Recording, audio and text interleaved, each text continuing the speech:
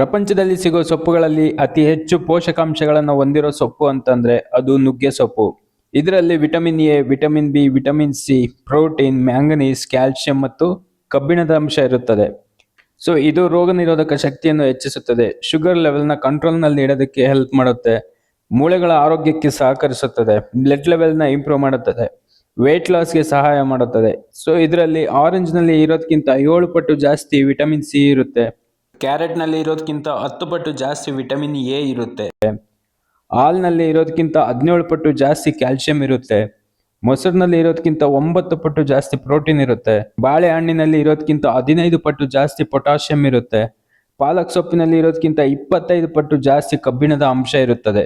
ಸರ್ವ ಕಾಯಿಲೆಗೆ ಇದೊಂದು ಒಳ್ಳೆ ಔಷಧಿ ಅಂತಾನೆ ಹೇಳ್ಬೋದು. ಈ ಒಂದು ಇನ್ಫಾರ್ಮೇಶನ್ ನಿಮ್ಗೆ ಏನಾದ್ರೂ ಇಷ್ಟ ಆಗಿದ್ರೆ ಒಂದು ಲೈಕ್ ಮಾಡಿ, ನಿಮ್ ಫ್ರೆಂಡ್ಸ್ ಮತ್ತೆ ಫ್ಯಾಮಿಲಿ ಮೆಂಬರ್ಸ್ಗೆ ಈ ಇನ್ಫಾರ್ಮೇಶನ್ ಶೇರ್ ಮಾಡಿ. ಧನ್ಯವಾದಗಳು ವಿಡಿಯೋ ನೋಡಿದ್ದಕ್ಕೆ.